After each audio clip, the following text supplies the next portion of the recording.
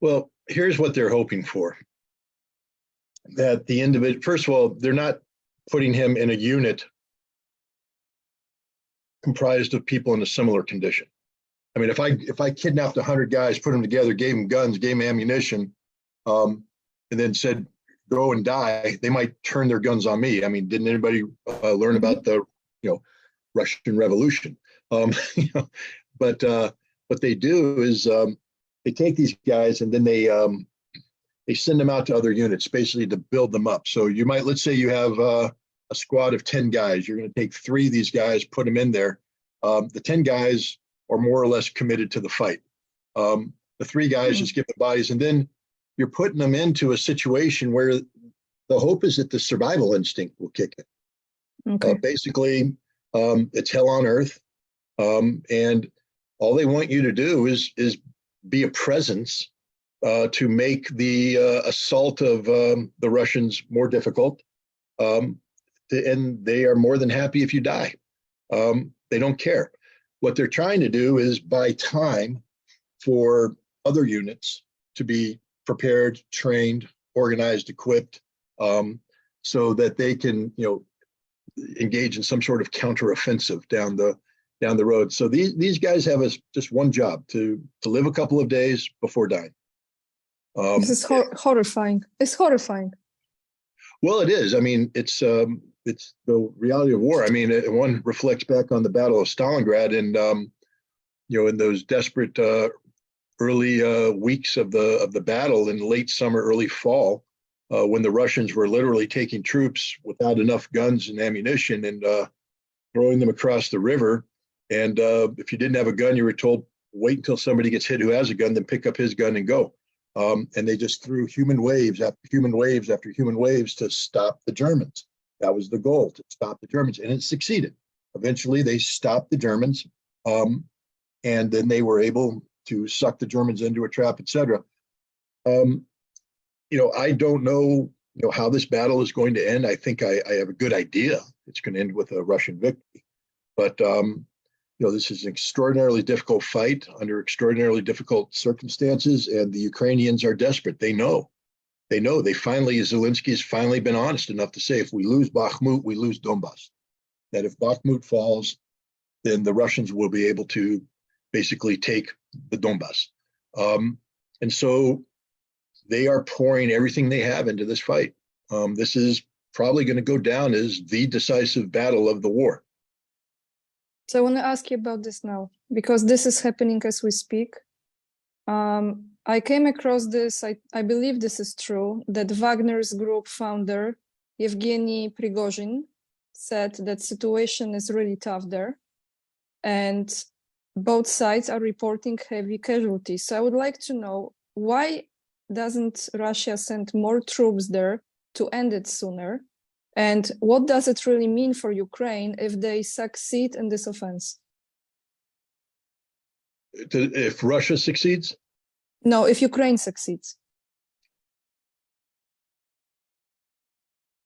Well, I think the important thing about this battle is to understand that Ukraine has committed their strategic resources to this fight. So this is literally an existential fight for Ukraine, for the Donbass. Russia has committed Wagner and some supporting units. But in terms of, if Russia were to lose, first of all, what does losing mean? That they fail to take Bakhmut? How would we define a Russian defeat? Because what the Ukrainians are doing is trying to fight for survival right now, trying to stop a Russian advance. So a victory for Ukraine would be that they have bloodied the Russian nose and stopped the Russians in Bakhmut. But what about elsewhere? There's still a continuous line of contact from Kherson up to Kharkiv and beyond. And the Russians are advancing there as well. So I think a Ukrainian victory forestalls a Russian victory. I don't think the Ukrainians are in a position to reverse. Now, we could be wrong if they were somehow able to achieve the collapse of Wagner and then carry out a counterattack that recaptured Bakhmut, Soledar, and all that, reversed this that could have deep psychological impact on the Russians. That could, who knows, but that's not going to happen. First of all, everybody's talking about a Ukrainian counteroffensive. Understand that to move a brigade, you need roads. There's only one road leading into Bakhmut right now. It's under continuous fire by the Russians, and the Russians may capture that road. If you put too many troops, or people are talking about 19 brigades, that's something that I've read about, 19 brigades, 16 infantry or mechanized infantry brigades, 3 artillery brigades. You can't jam 19 brigades into that small space. The roads can't handle it. There's not enough room. You just become a big target. So first of all, I think the 19 brigades is a highly inflated number. It may include some supporting attacks on the flanks, et cetera. But it's not that easy to go on the offensive. You need a lot of ammunition. You need a lot of gas. You need terrain that supports it. You need roads that will support the logistical sustainability of this conflict. And the Russians aren't stupid. Every Russian officer who's on the front lines right now, this isn't September. So when they look to their left and their right, they have Russians next to them. They have units that are within, interlocking fields of fire. Behind them, they have another line of defense and another line of defense and artillery ready to rain down. So any Ukrainian attack this isn't going to be what happened in September, where the Russians were the lines were thinly held and there was nothing behind. So if you penetrated the line, you could drive 20 kilometers without anything to stop. Here, the Ukrainians, even before they get to the line, are going to be hammered by Russian artillery and air power, hammered. So whatever units cross will be broken up before. Now, let's say they find a Russian entrenchment and they lock it in and they flank it and they penetrate through the first line of defense. Now they're going to hit a second line of defense. And that second line of defense is going to have fire support dedicated to it. So now they're going to get pounded again. Meanwhile, a counterattack is going to occur because the Russians are defending doctrinally. They'll have a counterattack force that'll pinch off the flank, cut off these forces, and kill them all. Now, the Ukrainians might have another brigade behind that attacks through there. And then we get into this fight where each attack advances further and they can put more troops in. But eventually, the attacks are going to break down. It becomes too expensive for the Ukrainians. I just don't envision the Ukrainians having the military capable. First of all, in order to break through 3 lines of Russian defenses, you're going to need overwhelming artillery. I don't see that happening. Even if the Ukrainians bring all their artillery in and put all their artillery ammunition to give that kind of fire, the Russians aren't yielding the battle space, which means every time the Ukrainians fire, Russian counter battery fire is going to be coming in, Russian air power is going to be coming in, and you're going to get into this battle where the Ukrainian artillery is going to be attrited at very high levels.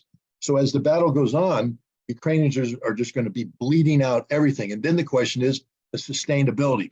If you're going to enter this kind of fight, this war of attrition, you better have far more resources than your opponent. And the Ukrainians don't. No matter what they have, they will never have anything that matches what the Russians can bring to bear. And remember, we're talking about a situation where the Russians are on the defensive. So they accrue an automatic 3-to-1 advantage just from that standpoint. So people who are talking about a Ukrainian offensive are insane, literally insane. That's the worst thing the Ukrainians could do.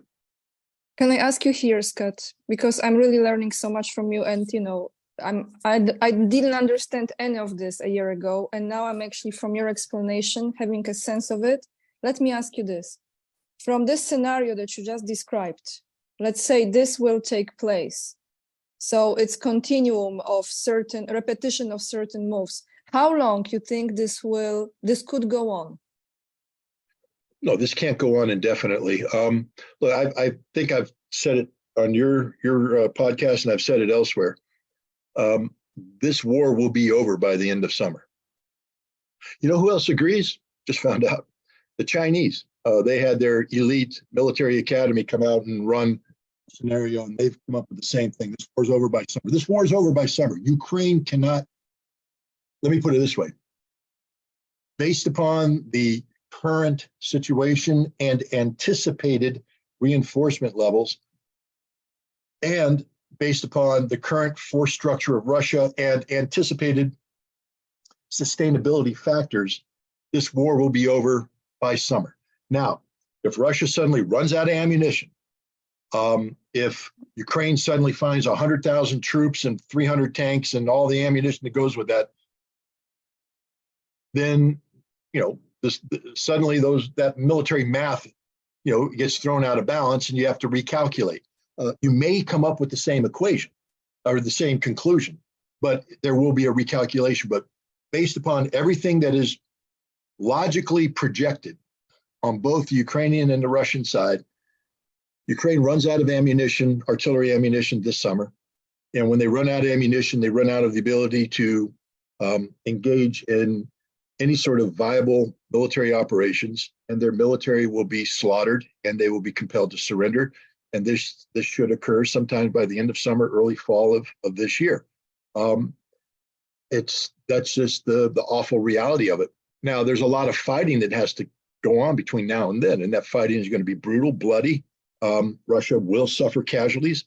They may even suffer setbacks. I mean, if the Ukrainians are able to, get 2 or 3 brigades to hit a regimental zone of operations, they could inflict damage on the Russians. They could penetrate that first line of defense, but they will never get through the second and third line of defense, and they will all die. That's the horrific reality of this. Every Ukrainian that's on the battlefield right now will be dead or wounded or captured within a matter of months. And we're talking about hundreds of thousands. That's their fate. They will not survive this fight. They cannot survive this fight. The Russians, on the other hand, will lose tens of thousands, and that is tragic. But the Russians will, at the end of the day, walk off this bloody battlefield victorious. There may not be any celebrations in Russia about this victory because of the horrific cost that has been paid for this, and the fact that they entered this war unwillingly. They didn't want this war. It was thrust upon them. But they will go home. Those who survive will go home victorious, whereas the Ukrainians will go home dead, wounded, crippled, or prisoners. Few questions from this. I didn't have them before. Do you think this decision, what's happening right now in Bakhmut, this is completely sovereign decision from Zelensky, or this is influenced by the White House? Actually, I think in this case, this is probably a sovereign decision by Zelensky. I think the White House would prefer that he preserve his forces to extend the fight. See, the last thing the White House wants is for this war to be over in the summer or early fall. What they'd like to do is have this war continue through the winter into the spring to give NATO a chance to get its supply issue in order so that they can start putting more tanks. If you take a look at the schedule of tanks, how they're arriving, they're going to begin to arrive later this spring, but the bulk of the tanks aren't expected to arrive till the end of the year, early next year. But if the Ukrainian army has been defeated, then that doesn't matter. So I think the White House would like this war to be stretched out because remember, their goal isn't to help Ukraine win. Their goal is to use Ukraine to inflict harm on Russia. That's it. They don't care about the Ukrainians. They don't cry about the Ukrainian dead. They are impervious to the suffering of the Ukrainian civilians. They speak about it, but if they were serious about it, they wouldn't be doing what they're doing. They want this fight to be extended. So they would prefer if Zelensky actually preserved his reserves, gave up Bakhmut, and carried out a more elastic defense that avoided this war of attrition, because this war of attrition, Russia wins. What they would like to do is get the Russians in some sort of maneuver space where they aren't able to bring their artillery in set piece battles, and then use some of this training they're receiving, this combined arms training, to achieve isolated victories on the battlefield, to kill a company here, kill a platoon there, maybe get a battalion here, and then pull back and keep the Russians coming and keep hitting them and trade some space. But this means that the space that they're giving up is the Donbass. The space they're giving up is Kharkov, Kherson, Nikolaev. They might even have to move into a little bit into Odessa and give up the space to buy time until NATO can get their reinforcement issues, their supply issues organized. But Zelensky has made a political decision, probably a wise one, that to surrender the Donbass would be to the political detriment of his political survival. You know, there are people in Ukraine now are challenging him for political leadership. Some of them come from the military. There's talk about General Zaluzhny positioning himself to put a challenge to Zelensky. And if Zelensky is seen as giving up the Donbass, giving up more territory to the Russians at a time when he's promised counterattacks to recapture Crimea, that could be the end of him. So I think Bakhmut is not just a battle to save Donbass, but it's a battle to save Zelensky. And that's why Zelensky is doubling down on this. So Scott, here, do you think the countries that can very much likely stretch this conflict, like you said, could be Georgia? You think the regime change in Georgia could somehow create, well, there is this another place from which they can attack Russia, right? It's a fantasy. The Georgian army is 37,000 strong. There's 4 brigades. One of the brigades is a mechanized brigade. The others are light infantry brigades. They have a modicum of good training. But first of all, where are they going to attack? Where is the second front going to be? Through South Ossetia? Through Abkhazia? They will die, the Georgians. First of all, their military is incapable of carrying out such an attack. Now, there's a lot of talk that they would bring in these international legionnaires from Ukraine, these veterans from Ukraine. If the veterans from Ukraine were so darn good at fighting, then they'd be winning the fight in Ukraine, wouldn't need to open the second front. These are guys that already got beat by the Russians. Now they're going to come in and they're going to try and open up a second front. The Georgian army would be destroyed within a week. I'll just say that straight up. The Georgian army would be destroyed in a week. When I say destroyed, I don't mean a couple hundred dead. I mean thousands dead, perhaps tens of thousands of dead. The Russians aren't messing around. This isn't 2008, where the Russians came in with a soft hand. You know, 180 Georgians died in that 5-day war because the Russians took mercy on them. If the Russians had wanted to, they could have rolled in and slaughtered all the Georgian army, because the Georgian army has no capability of waging a modern war of this on this scope and scale. And the Russians today are orders of magnitude better than they were in 2008. The Georgians are not orders of magnitude better. The Georgians don't have tanks. They don't have a viable air force. They have nothing. Their infrastructure will be taken out. It's a tiny country with limited infrastructure. It would all be eliminated. Is that really what the Georgian people want, to be returned to the Stone Age? Because this is what's going to happen. There will be no recap. There will not be a victory parade in Sukhumi. They will not be returning to Sukhumi. What will happen, Georgia, is the following. Your army will be destroyed. The Russians will take over the port city of Poti. The Turks may take over Adjari and Batumi. You will lose the Black Sea coast. The Russians may expand their bridge out of Abkhazia to take Mingralia. And by the way, the Mingrelians don't like you, Georgia. Wait a minute, aren't they Georgian? No, they don't seem to think so. Remember Gamsarkudia? Remember the betrayal of Kobalia, how we stopped the reserves, reinforcements coming to Sukhumi? The Mingrelians don't like you. They may want to choose the winning side. And the winning side will, of course, be the Russian-backed Abkhazians. And the same thing when you talk about South Ossetia. You really think that the Russians are going to let you take South Ossetia? No. They're going to let you hold Gori? No, they will take Gori. All you'll be left with is Tbilisi and some areas in Kakheti and down south. You won't have a nation left. You won't have a nation left, and you won't be functioning. And where are your reinforcements going to come from? Do you have an extended border with NATO? Turkey is your extended border, and they don't like you.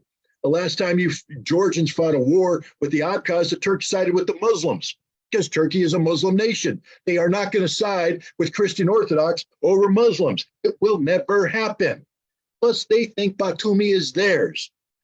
They are, after all, obligated by the Treaty of Kars, Article 6, to protect the autonomous status of Adjaria. And if the Georgians are committing national suicide, the Turks will take Adjaria. You will not have a country left. That's a promise. That is a guarantee. So all you idiot Georgians out there in Rustaveli Plaza shouting, Sukhumi, Sukhumi, Sukhumi, as if what? A, none of you have been there because you lost that city in 1993. So all you little Georgian kids there shouting about a city you've never been to, and you don't care about because you don't know it.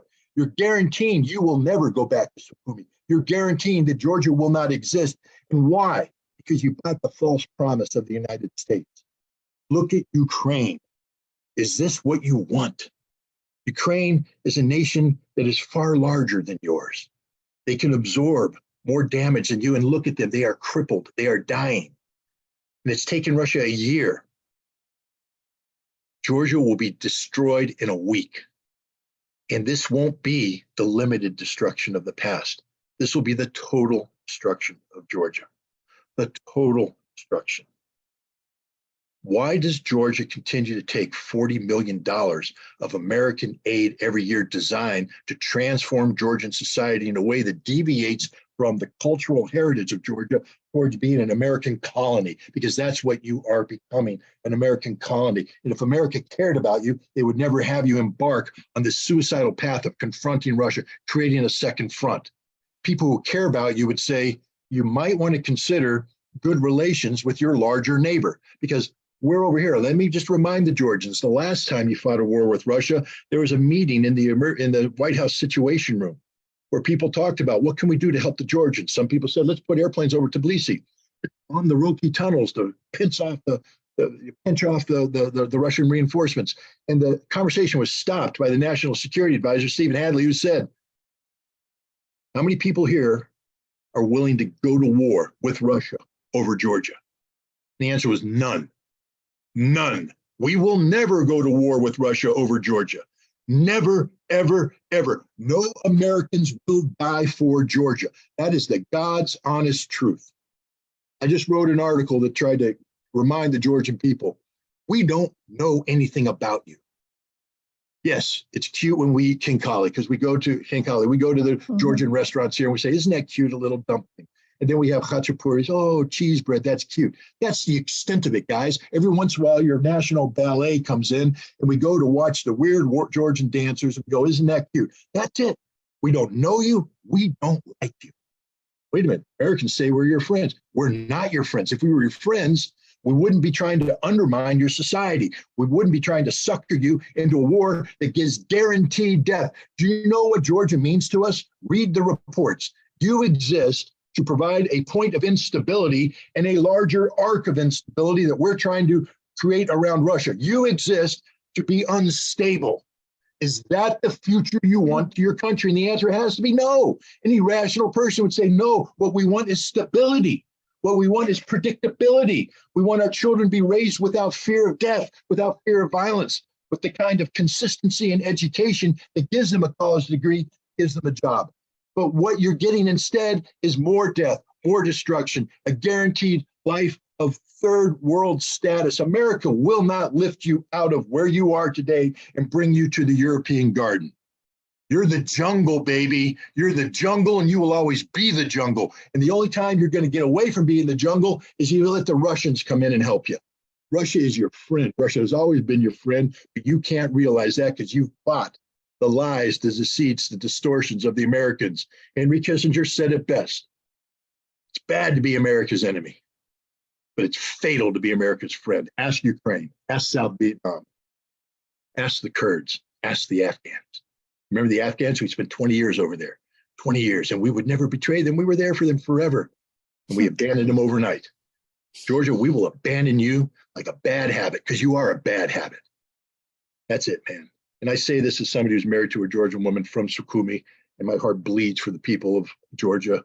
And all I hope for is that someday she'd be able to come back to her homeland and see her home city and take her children there and show them where she was raised. And she's not going to be able to do that because of the stupidity of the current generation of Georgian youth. Sukhumi, Sukhumi.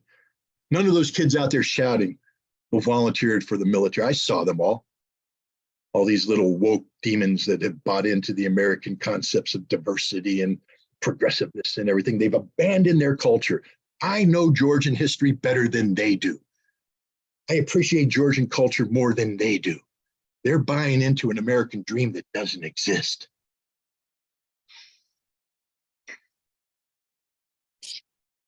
Oh, Scott.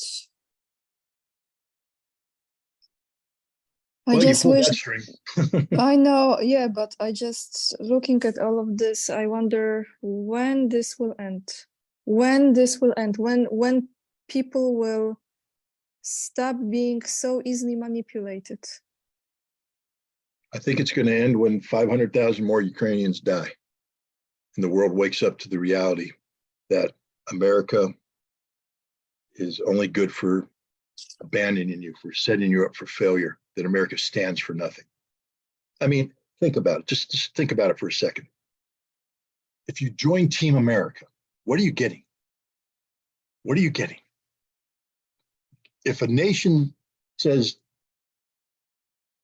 become a partner with us, and we give you instruments of death, because that's it. The status symbol of being on Team America is the F-16 or the F-35 fighter, the M1 Abrams. If that is how you define a relationship through military might, shouldn't you reconsider that relationship? Because why are they giving you the military might? Because they expect you to use it.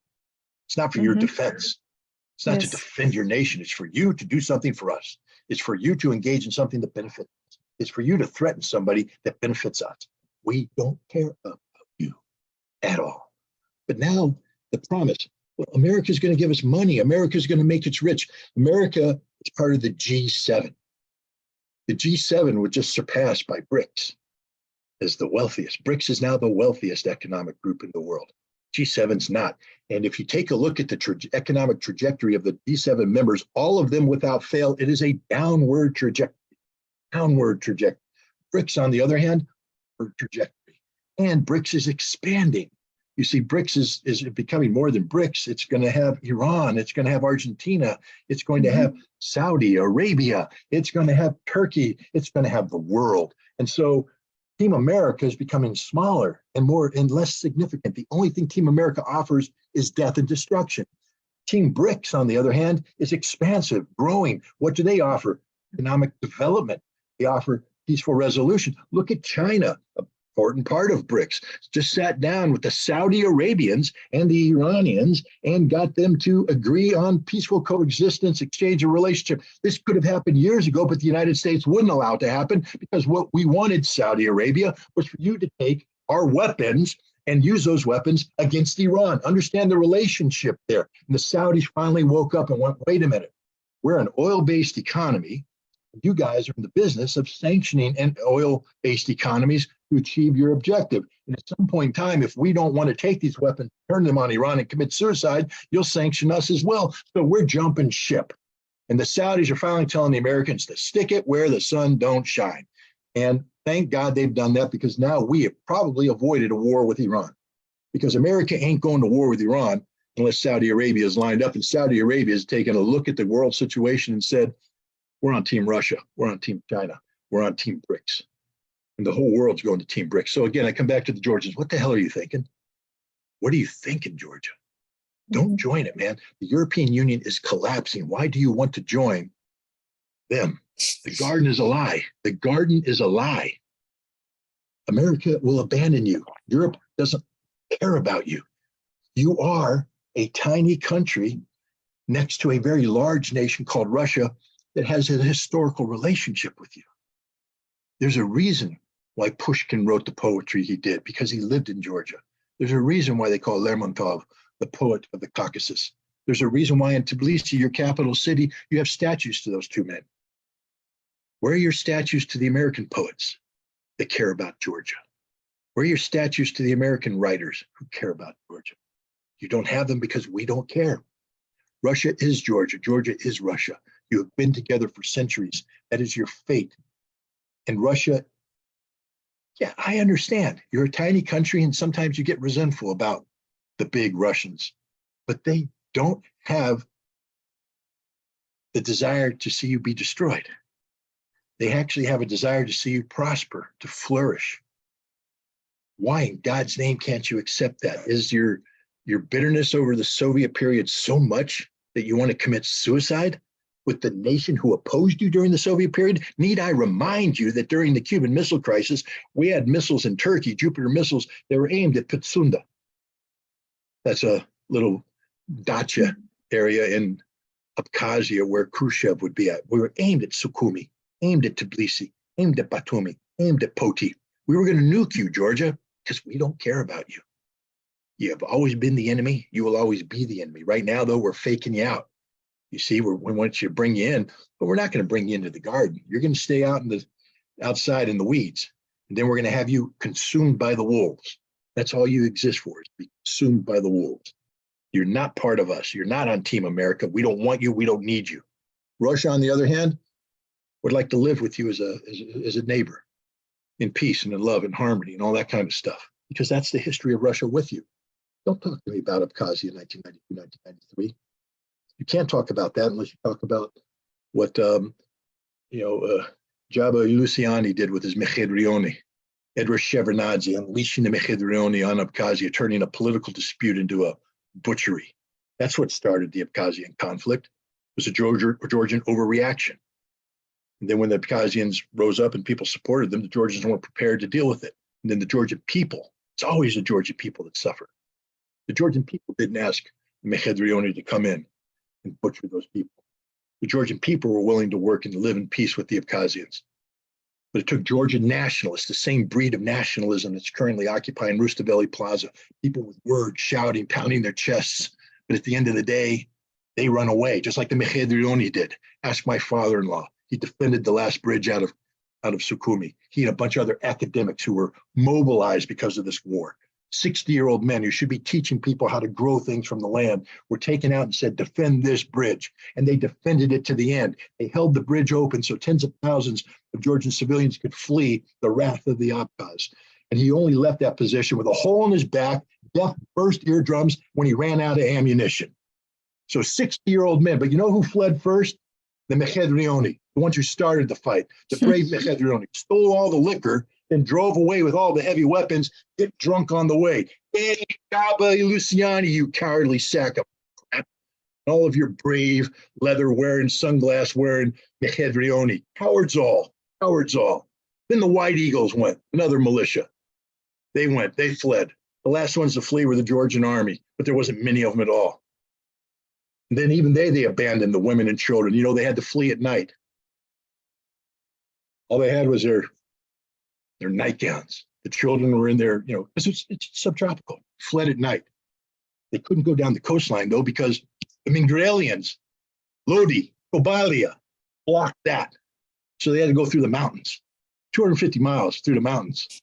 Mm-hmm. Kadori Gorge. You know who stopped them at the top? The Svans, other Georgians. You know what they did? They robbed them. So let's say you managed to take some possessions, photographs, gold, money, something to start a new life. As you got up to the roadblock, they robbed you. They took it all. Then they said, go at gunpoint. And you had to go through the mountains.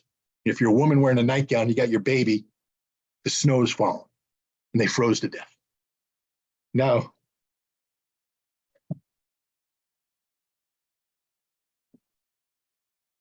so, I mean, I just don't want to hear it from these people. They didn't suffer at all. I had to look in the eyes of my father-in-law as he told me the story about how he came up on a mother whose child was dead. And then he came up on another one, the child was alive. So he grabbed the child. He's trying to warm it up. And he comes around the corner, there's another one. He grabs two. Remember, he's got a hole in his back. A fucking Russian airplane dropped a bomb, put a hole in his back. His eardrums are bleeding out of his ears from the artillery concussion. Now he got two kids going up through the mountains. He comes around again, and there's two more kids next to the mother, and he can't carry him because his hands are full. And if he stops, he dies, because across the gorge, by the way, are the Abkhaz snipers.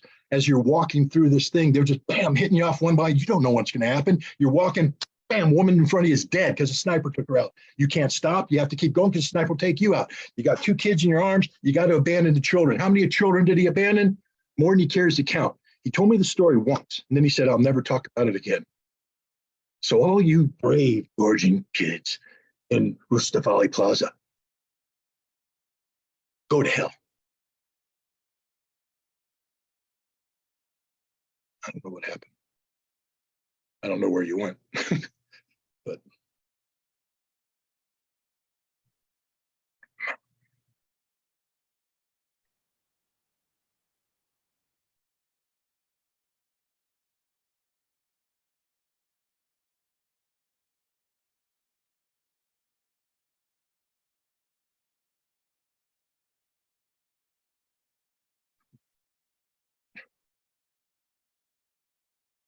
Okay. So everyone, sorry, because this was really intense story, and I think that broke our internet. I just said this to Scott. So we are back. I'll calm down. I'll just leave it with this. You know, I have twin daughters, and Bidzina, my father-in-law, was here, and he raised them, but he doted on them, as every grandfather will. But he held them extra hard.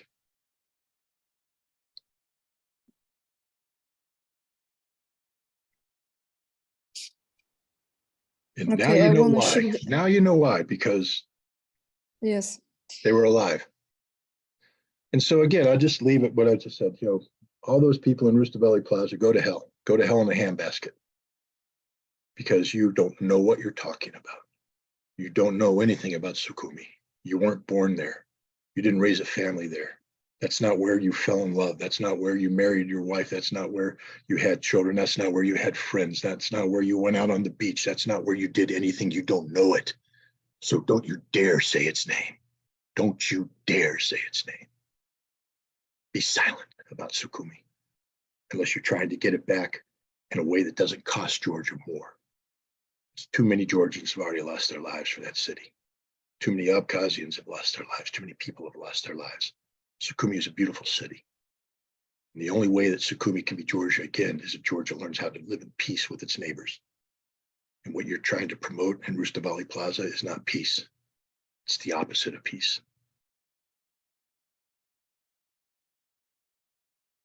Who founded this? Soros? Probably.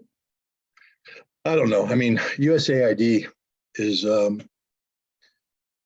gets their money into everything. I mean, Soros did the first revolution. There's no doubt about that. The Rose Revolution was very much a Soros thing. But today, this is the vision of Samantha Power. This is the vision of Victoria Nuland. This is the vision of some of the most vile people on the planet. I mean, in U.S., Agency for International Development is carrying out a soft coup.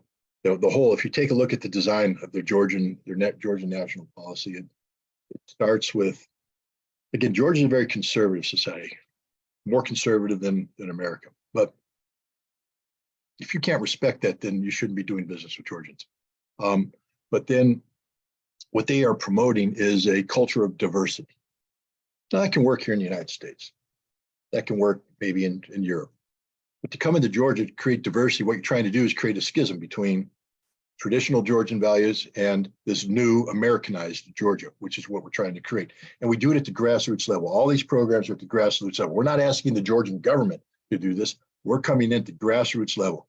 And then we're changing the way Georgians conduct elections so that we empower these local communities to push themselves upwards through the electoral process. So we're changing the elections. We, the United States, are changing them.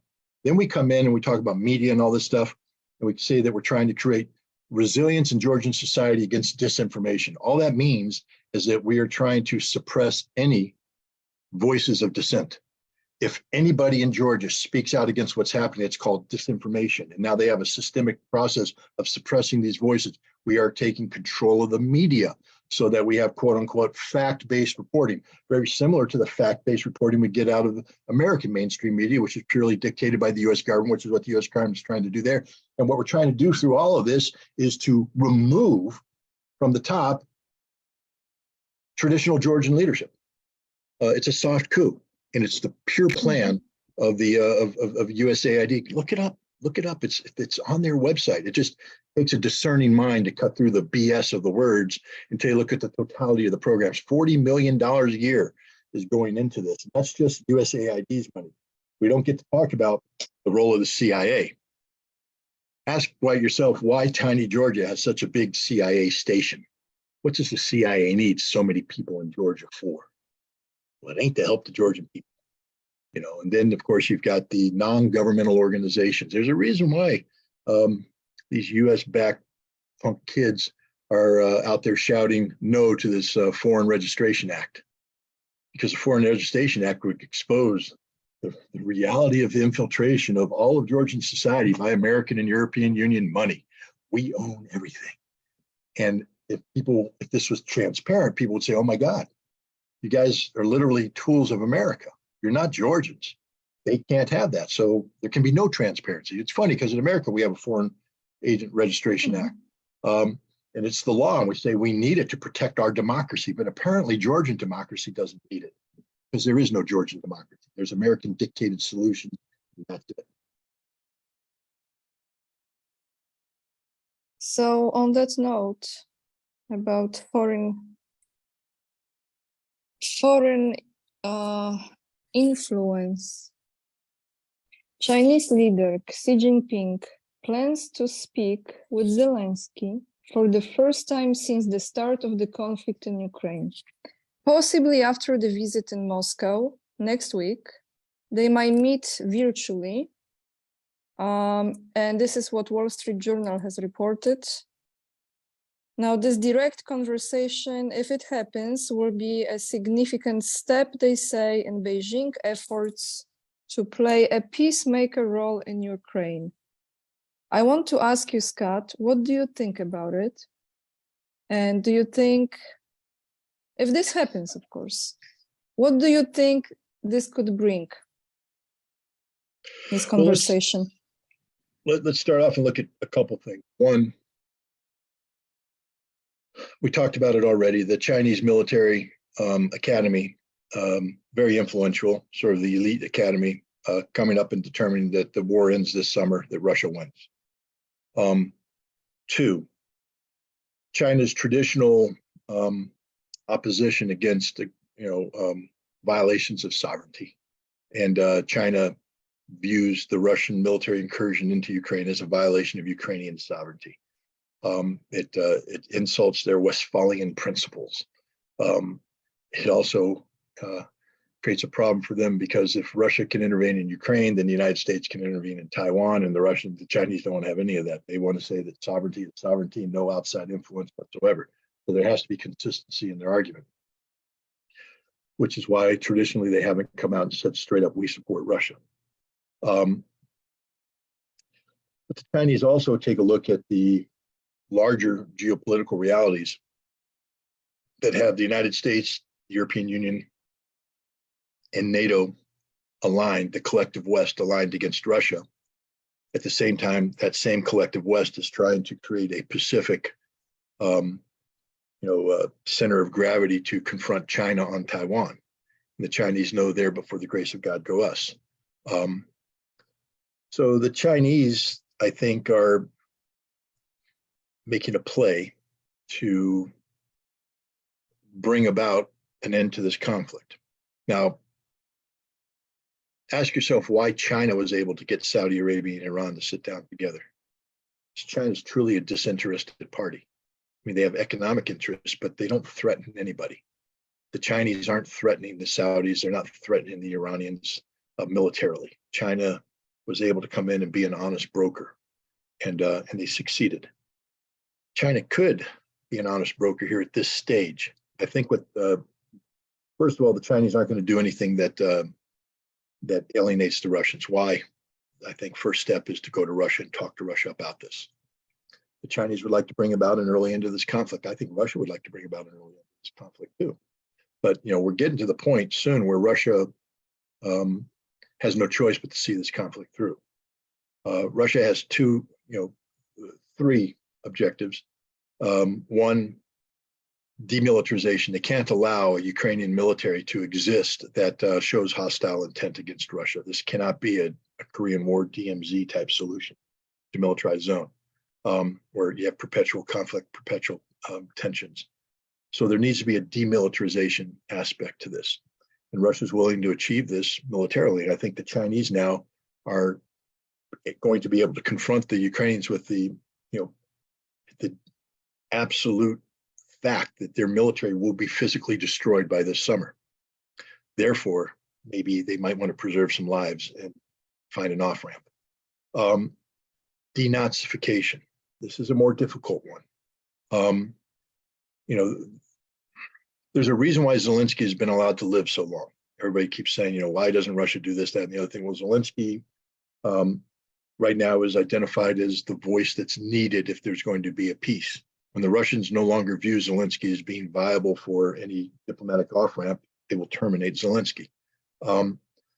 Right now, Zelensky's still alive. And so I think the Chinese are saying we can deal with Zelensky, but how Russia's going to have to hold its nose on denazification if the Chinese create a peace. Because, you can't, in order to do true denazification, you have to occupy a country. So this is something that's going to require Russia to hold its nose. But I think the trade-off is demilitarization for allowing Ukraine to be Ukraine. But then the last one is no NATO membership ever, never again. And finally, the Ukrainians are going to have to accept the fact that the 4 territories and Crimea are permanently Russian. They will never go back. Russia cannot be asked to reverse its constitutional obligations to territories that have been incorporated. And once you start the process of giving away Russian territory, that's the end of Russia. So, I think the Chinese are going to come in and basically say that you're going to die. You're all going to die. Zelensky, you're going to be dead. Zaluzhny, you'll be dead. All the guys in here are going to be dead. Everything you have here is going to be destroyed. That's your future. Here's the crystal ball. Look into it. It's very dark, and you're not going to get out of this. What we're offering you right now is a chance for viability. And the Chinese may even say, and what we're offering you is that when you come out of this, we will help you rebuild. We will come in and we will help you rebuild. So you have a future that maybe isn't dependent upon the West that just abandoned you. So we'll see. The Chinese have a tough road ahead of them. But here's the other thing too. The Chinese know that this isn't going to last forever. See, they wouldn't commit to something like this, a peace agreement like this, if they would end up having to be confronted with diplomatic failure for years. By coming in now big, making the big push, the Ukrainians have a choice: live or die. And that choice becomes more stark the longer this fight goes on, because Ukrainians are confronted with certain realities. They will run out of ammunition, and there is no new ammunition. And all the Ukrainian generals know this. They know this. When they run out of ammunition in an artillery-driven war, they lose that war almost instantaneously. They know if the Chinese come in and remind them that this war will be over by the summer, early fall, and everything NATO has promised you doesn't come here till the end of winter, early next year. So you can't get it in time to change this. You're all going to die. So here we are your lifeboat. We have come up next to the Titanic, and we're offering you a chance to get off the ship and come onto this ship and stay afloat. If the Ukrainians deny it, then they will pull us away and watch the ship sink, because they are confident that Russia will resolve this thing militarily come fall. And then China will be able to say, we tried our best. We did everything. We gave it the old college try. So I think that's what's going on here. But China also is, I think, building in the process of solidifying its relationship with Russia as well. I think the Russians, sometimes we forget that Russia didn't want the war. Sometimes we forget that Russia actually, their initial military operations, phase 1, were designed to get a quick, peaceful resolution to this war, get Ukraine to a peace table. We forget that. And we've taken a look at casualties that Russia suffered, and we've taken a look at the preparations Russia made. And a lot of us make an assumption that therefore Russia is hell-bent on seeing this through to the bitter, violent end. When the reality is the Russian government still wants this war to end. They want this war over. They didn't want this war to begin with. There is no revenge quotient. There is within Russia a certain element that wants revenge. I mean, you can't get a nation that's committed to a war and not get the bloodlust up. And so there's a certain political reality, a certain political momentum inside Russia that we have to see this thing through violently, that this war must be ended. But the Russian government, I believe, would prefer not to, because of the costs. Because, see, they see the big picture. All the people that are going with the visceral stuff are thinking 6 months down the road. The Russian government's looking at 5 years down the road. Where are we going to be in 5 years? Also, who foots the bill for Ukraine? Who's going to fix that? You see, the war ends, then what? There's the big $1 million, $1 trillion question. Then what? And you can't be Russia expecting to prosper when your next door neighbor is in the Stone Age. And the West isn't going to help them because the West is too busy resolving its own problems. And so now this becomes a festering sinkhole of stench. And it's next door to Russia, and it could carry over. And the Russians have the history. Do you really want to watch people that you once loved, with so many Russians married to Ukrainian wives, so many Russian women married to Ukrainian husbands, with so many children of all, do you really want to watch this rotting corpse? And the answer is no. So I think Russia at this point in time would consider an end to this conflict that preserved Novaya Russia as it's currently defined. And remember, when Putin gave his February 21st address, he didn't speak about going to Odessa, capturing or conquering. He didn't say we're going to conquer Kharkov. He didn't say we're going to conquer Dnipropetrovsk. He said we're going to retake all of Novaya Russia, Kherson, Zaporizhia, Donetsk, Lugansk. And then we're going to look out for the social and economic welfare of this territory. And then we're going to make sure that the territory is preserved. So, for instance, there may have to be a demilitarized zone that goes 150 kilometers in, whereas Russia is not going to occupy that, but the Ukrainian military has to be back there so that it can't reach out and touch, that they will never get fire an artillery shell from Ukrainian-held territory that lands in Russia. These are things China can do. And to be honest, Zelensky almost has no choice, because he's in this final decisive battle in Bakhmut, and he knows it's an act of desperation. And again, nothing that happens in Bakhmut changes the fact that he runs out of ammunition this summer. He can't reverse that reality. If he gives Russia a bloody nose, even then, Russia with a bloody nose will still have ammunition when he doesn't, and the war ends violently. So the Chinese, they're not stupid. They wouldn't do something at this level. They are committing an emboldened president who just has an unprecedented third term given to him. And he is doing this personally. He personally is coming to Putin. Then he personally will reach out to Zelensky. This isn't done at the diplomatic level. This isn't done by your Minister of Foreign Affairs. Mm-hmm. It's the national leader doing this. So this is serious, serious stuff. They have thought this through. And the other thing is, they wouldn't be doing this unless they've already talked about it. And what I'm trying to get at is, the first time Putin's going to hear about the Chinese plan isn't when Xi shows up in Moscow. Putin's agreed to receive him because they have received the Chinese plan and they have considered the Chinese plan. And Putin is a good enough friend to Xi not to send him off on a mission of futility, that before Xi meets with Zelensky, he will have ironclad guarantees from Russia about, if Ukraine does this, Russia will do that. And Russia will be committed to that. So this is very, very serious diplomacy. Okay, if Ukraine doesn't respect that agreement again, then they die. Then it's over. Russia wins. But again, I just remind people who remember the day after the victory parade, what do you do? That's the question I have for all Russians. What do you do the day after?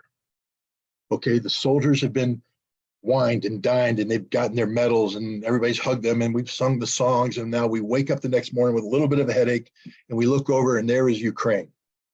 What do? You can't abandon it. But now, because the Chinese tried, but now they've left, you don't have the Chinese lifeline. And you're taking a look at your own economic problems, and suddenly it becomes a nightmare, an absolute nightmare. So I'm thinking, I just asked the Russian people, if the Chinese are serious about this, and it looks like they are, that you got to hear them out. And I also ask you, if you're Russian, to think this. If you have loved ones who haven't died yet in battle, who are out there on the battlefield, wouldn't you like them home? Wouldn't you want them to come home? Because while Russia is going to win this fight, between now and then, a lot of Russians are going to die. And if the Chinese can bring about a just outcome, wouldn't you want to do that so that your father's home, your husband's home, your son's home, your uncle's home, in some cases your grandfather's home? When you want them to be home, enjoying the next year, the year after that, and the year after that, and the year after that. Think about it, because again, Xi wouldn't be doing this if you weren't serious. You don't commit at the national level to something like this unless you're dead serious about a positive outcome. He's realistic. He can't expect Russia to do anything that's not realistic. He can't expect Russia to give up the new territories. That can't happen. He can't expect Russia to allow a DMZ kind of situation where Ukrainian forces can shell Russian territory. So this has to be a peace. It will be a difficult peace, but I'll tell you what, if you're the Ukrainians to understand this, you will have Odessa. You will have the Black Sea ports. You will have Kharkov. You will have Dnipropetrovsk. You will have an industry. And even though you've suffered $1 trillion in infrastructure damage, that can be repaired. The Russians haven't destroyed the tunnels connecting you to Europe. They haven't taken out all the train lines connecting to Europe. They haven't taken the highways out. They haven't taken out the bridges. Why? Because the Russians care about you more than your government cares about you. And if the Chinese want to come in and help you rebuild, that's a future, man. That's a future. Thank you, Scott. I had one more question, but I'm not going to ask because this is great ending. Very important words you said. And this was heavy today, this conversation. I want to ask you the best way to support you, just to confirm this, your work and your commitment to the truth is to visit your website, and then you can find all the videos, your books, and also if someone wants to make a donation, which I encourage you to do, is on Scott's website. Correct, Scott? Yeah, there's a website at scottritterextra.com, and you can find all the stuff on there. You can buy a book. We now have you can buy an autograph book too. I didn't want to do that, but people kept saying, we want to buy an autograph book. So we found the way to make that happen. Not that I don't want to autograph books, but I just didn't, it's expensive, the whole thing. But if people are willing to spend the money, I mean, okay. But then there's a Substack where I write, for instance, the article I wrote on Georgia, I post on Substack. Again, it's free. You can subscribe for free.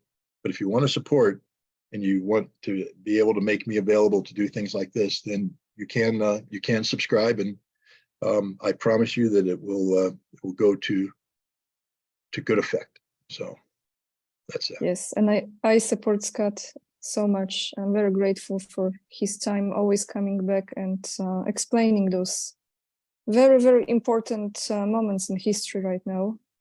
And also you can find Scott on Telegram, so link is down below this video, and on Scott Ritter's show, where he has conversations with all sorts of great guests. And Twitter. I'm not even with the Twitter. It's yes, it's no. I'm not even saying okay. So now it's okay. It's Twitter. I know. Maybe tomorrow it won't be. Okay, maybe that's why I'm like, yeah, Telegram for sure. But if I find that Twitter, hopefully it exists for the next few weeks and months, you can follow Scott there as well. Thank you so much, Scott, again. And yeah, we see you guys next time. Thank you. Okay. Bon voyage.